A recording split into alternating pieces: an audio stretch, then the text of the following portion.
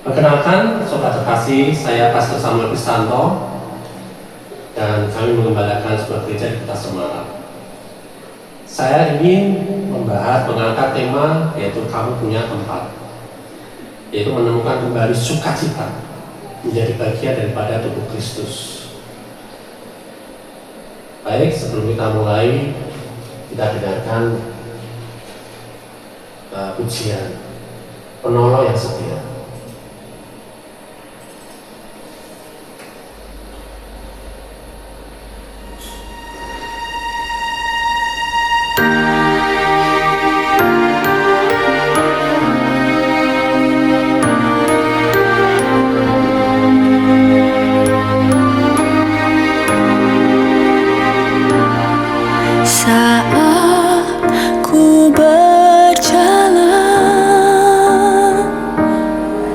Kasih-Mu menerangi langkahku, tak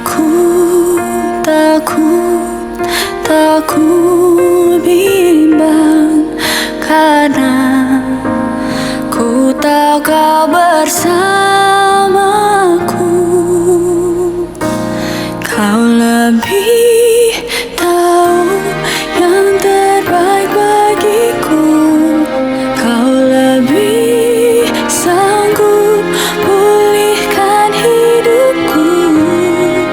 Ku berserah, ku percaya, hanya Yesus penolong yang setia.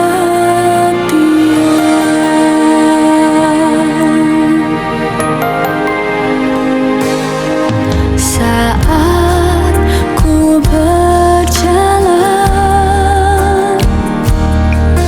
kasih-Mu menerangi langkahku. Tak ku bimbang, karena ku tahu Kau bersamaku. Kau lebih tahu yang terbaik bagiku. Kau lebih sanggup pulihkan hidupku. Ku berserah, ku percaya, hanya Yesus penolong yang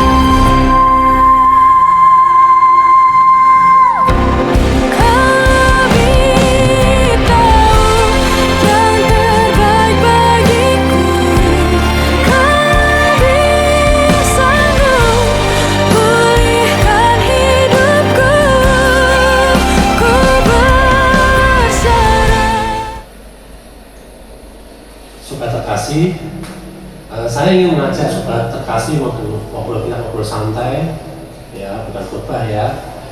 Nggak perlu merasa sedang duduk di gereja formal, nggak perlu kacamata. Kalau sobat terkasih sedang nyetir, tetap fokus nyetir ya. Anggap saja kita sedang duduk bareng di warung kopi, ada teh, ada gorengan, ya, kita ngobrol tentang kehidupan ini. Kalau saya mau tanya, ya, kalau saudara terkasih, sobat terkasih merasa dikasih Tuhan, punya angkat tangan dong. Disayang oleh Tuhan, punya angkat tangan juga.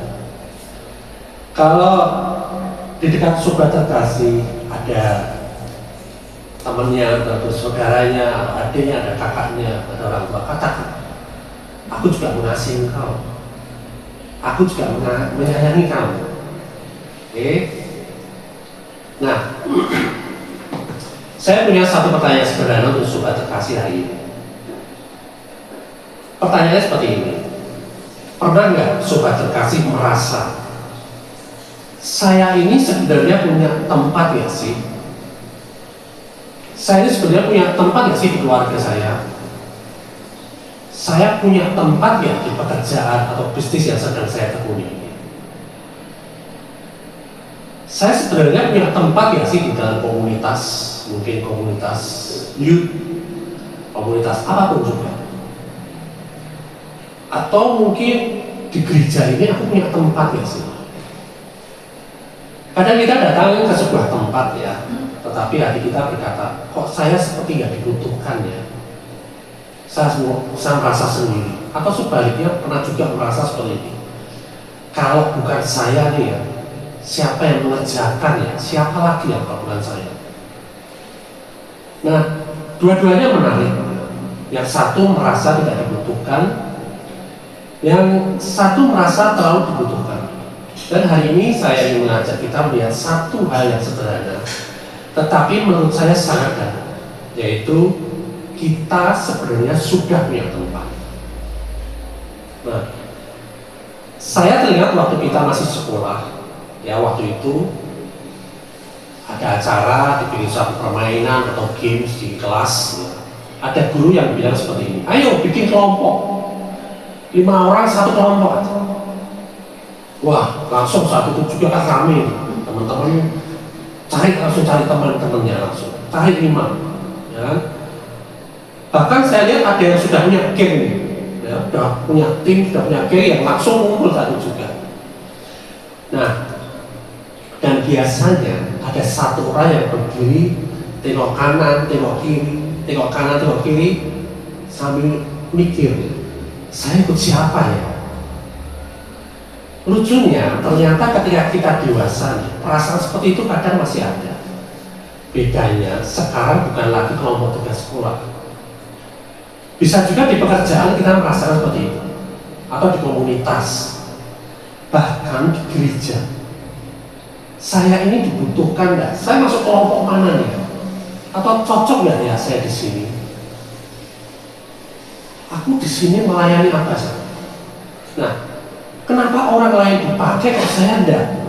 Atau sebaliknya, kok saya terus yang dipakai ya?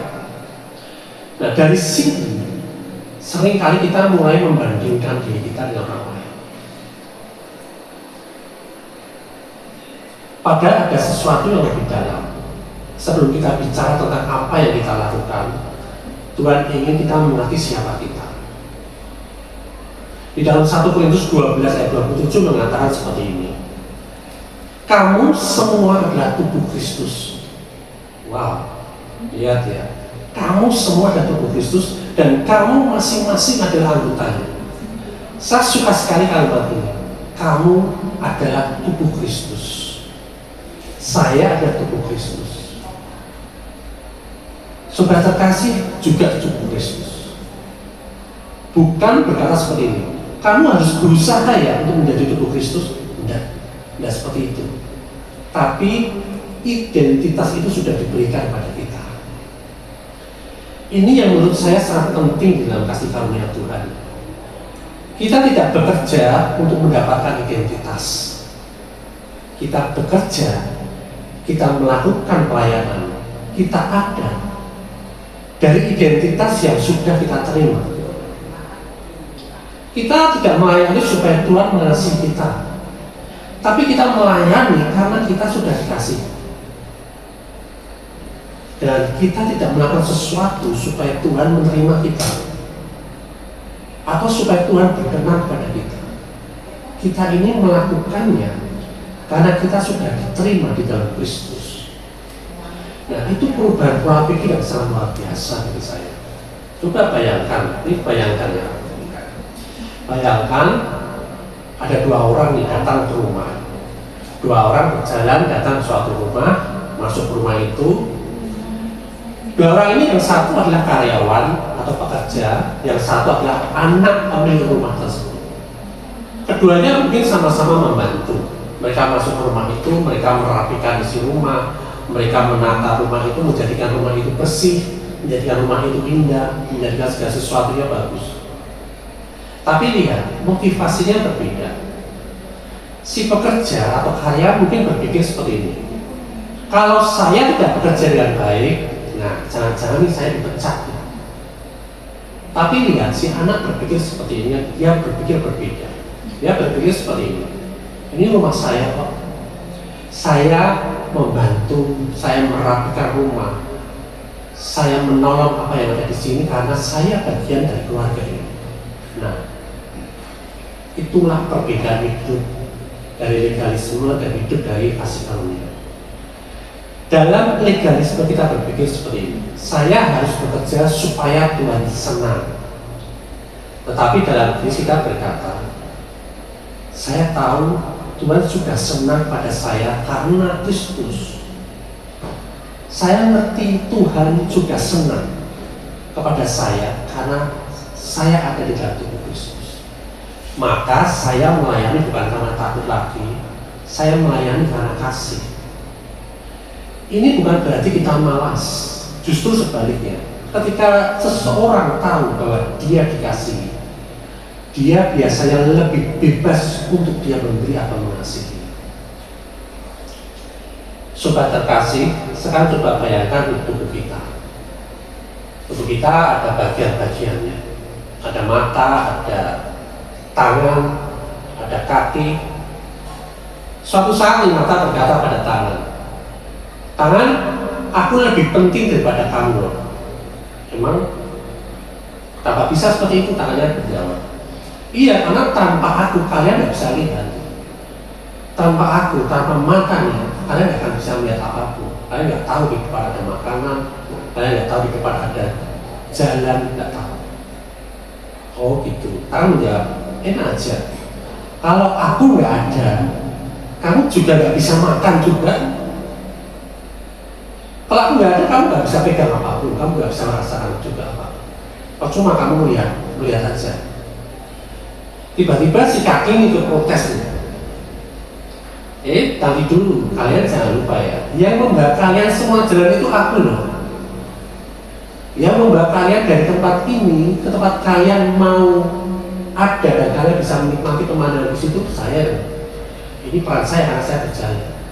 Akhirnya apa? Semua rapat, semua meeting, mana yang paling penting? Rapat anggota tubuh. Tapi sebenarnya tidak ada yang perlu bersaing. Karena apa? Karena mata punya fungsinya sendiri, dia fungsinya melihat. Tangan punya fungsi yang berbeda, tidak mungkin tangan ingin melihat. Kaki juga punya fungsi, walaupun dia punya mata kaki. Ya. Lihat, saudara terkasih, jantung juga punya fungsi. Bahkan organ yang tidak pernah dilihat orang pun dan tidak pernah kita lihat, sangat penting. Ini yang kadang kita lupa. Tidak semua yang penting harus terlihat. Ada orang yang pelayanannya tidak pernah naik panggung, tapi dia selalu mendoakan. Ada orang yang tidak pernah memegang mikrofon, tapi dia selalu menyambut orang yang datang. Ada yang tidak berkhotbah, tapi dia mengirim pesan sederhana pada orang yang sedang jatuh, yang sedang malas mungkin, atau sedang stres, sedang kecewa, dan dia berkata, aku mendoakan kamu. Dan mungkin pesan itu menyelamatkan harinya pada waktu itu. Jadi jangan ukur nilai diri dari seberapa banyak orang melihat kita. Yang dilihat Tuhan bukan panggung kita, Tuhan melihat hati kita. Sobat terkasih, nah saya juga ingin jujur. Kadang kita memang lelah, jujur ya. Kadang kita perlu. Saya kok kepengen nggak melakukan apa-apa hari ini, lelah. Dan itu manusiawi. Ada masa kita berkata, Tuhan saya capek. Ada masa kita ingin berhenti sebentar atau agak lama. Dan menurut saya kita tidak perlu merasa bersalah hanya karena mengakui bahwa kita ini lelah. Nah, luar biasa. Yesus sendiri mengundang kita. Matius 11 ayat 28 berkata seperti ini. Marilah kepadaku semua yang letih lesu dan beban berat, aku akan memberikan kelegaan kepadamu. Saya ulangi, Yesus mengundang kita. Marilah kepadamu semua yang letih lesu dan beban berat, dan aku akan memberikan kepadamu. Perhatikan, saudara-saudara. Yesus tidak berkata kalau kamu capek, kerja lebih keras, ayo kamu harus lebih giat lagi. Ya, dia tidak berkata seperti itu. Dia berkata, datanglah kepadaku. Jadi kalau hari ini sobat terkasih sedang lelah, mungkin yang sobat terkasih perlukan bukan motivasi yang baru. Mungkin sobat terkasih perlu kembali duduk dekat Yesus. Tarik nafas, tenang, dan ingat, saya tetap dikasihi Tuhan, saya tetap disayangi Tuhan, dan saya selalu dicintai Tuhan. Kadang kita tidak mau kembali karena merasa, oh aku sudah terlalu jauh, aku terlalu banyak gagal, aku terlalu banyak melakukan kesalahan, masa laluku tidak layak. Tetapi kasih karunia membawa kabar baik. Roma 8 ayat 1 berkata seperti ini. Demikianlah sekarang tidak ada penghukuman bagi mereka yang ada di dalam Kristus Yesus. Artinya, kegagalan bukan identitas sobat terkasih. Kesalahan dan kegagalan sobat terkasih bukan menjadi nama sobat terkasih. Masa lalu sobat terkasih yang mungkin kelam bukan masa depan sobat terkasih. Dan kalau sobat terkasih sedang mendengarkan radio ini dan berpikir, saya ingin kembali pada Tuhan, tapi saya malu, saya ingin mengatakan sesuatu pada sobat terkasih. Mari, ulang saja, datang saja, kembali saja. Nggak perlu menunggu menjadi sempurna, nggak perlu menunggu hidupmu rapi. Datang pada Yesus apa adanya. Karena grace bukan hadiah untuk orang yang sudah sempurna. Kasih karunia adalah kasih Tuhan pada orang yang sadar bahwa dia membutuhkan Tuhan. Saya juga ingin menyapa teman-teman muda sobat terkasih yang mungkin sedang mendengarkan.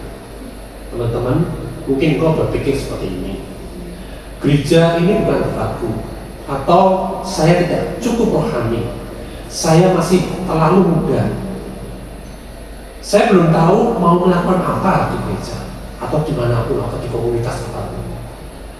Nah, saya ingin bilang sobat muda terkasih punya tempat.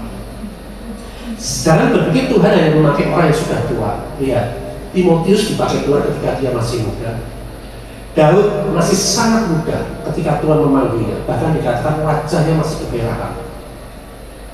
Samuel masih muda ketika dia belajar mendengar suara Tuhan. Dan Tuhan tidak menunggu sobat muda terkasih menjadi sempurna. Tuhan ingin berjalan bersamamu dalam setiap proses itu. Kalau sobat muda terkasih pernah jauh dari gereja atau kelompok youth atau tim pelayananmu, nggak perlu merasa malu untuk kembali. Mungkin bukan gereja yang pertama-tama sobat muda terkasih cari Yesus. Dia tidak terkejut engkau datang. Dia senantiasa menanti sobat muda terkasih datang, dan dia sudah siap untuk memulihkan. Dan ketika sobat terkasih menemukan Yesus, engkau akan menemukan bahwa ada keluarga yang sedang belajar berjalan bersamamu. Sobat terkasih yang dikasih dan disayang Tuhan. Jadi bagaimana supaya hati kita kembali menyala? Bukan dengan memaksa diri, bukan dengan berkata, aku mulai besok nih aku harus lebih rohani. Besok aku harus bangun jam 4 pagi, jam 5 aku harus doa, jam 6 baca Alkitab, jam 7, jam 8 aku pelayanan, jam 9 mungkin kita bisa tumbang. Itu baik, tapi bukan begitu. Mulai datang kembali pada sumbernya. Yohanes 15 ayat 5 berkata seperti ini. Barang siapa tinggal di dalam aku dan aku di dalam dia, ia berbuah banyak. Jadi kuncinya tinggal di dalam Yesus.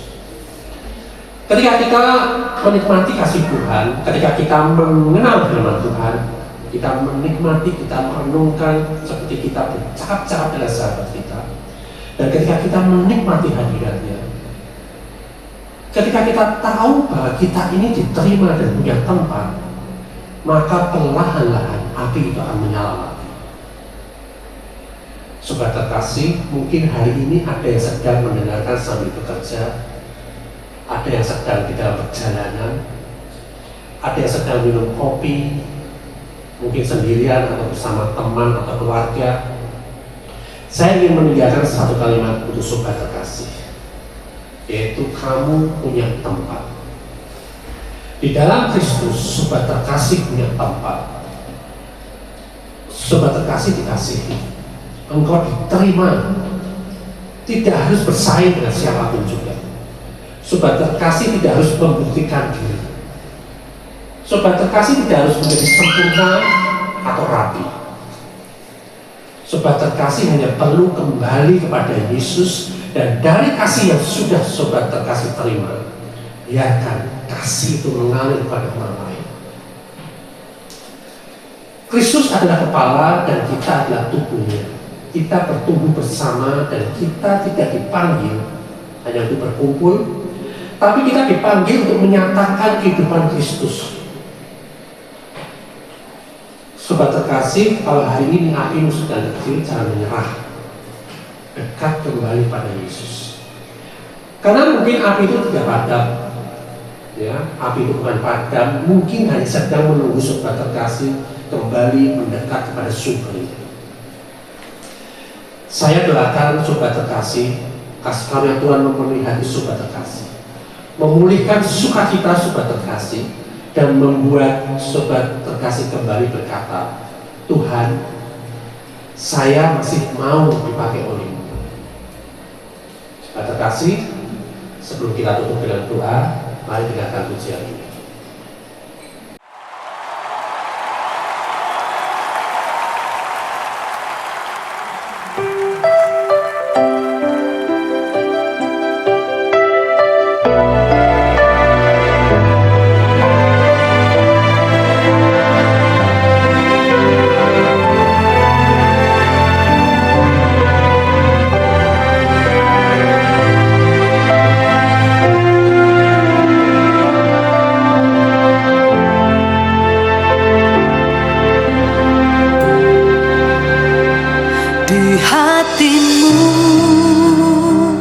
Terukir namaku di matamu, terlukis wajahku, bukan karena kuat gagahku, namun hanya karena kemurahan-Mu. Meski terkadang aku terjatuh, tak pernah lelah Kau hampiriku, memelukku dengan cinta-Mu. Betapa besar mulia kasih-Mu. Bagimu Tuhan segala pujian, hormat kemuliaan tiada ternilai. Salib-Mu Tuhan sungguh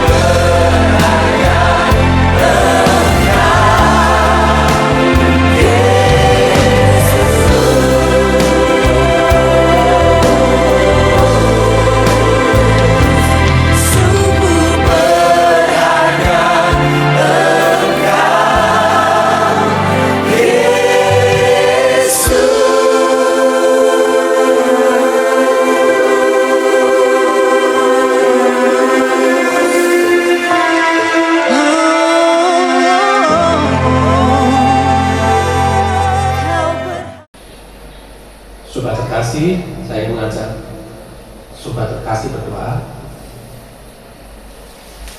Bapa, terima kasih untuk kasih-Mu yang tidak pernah berubah.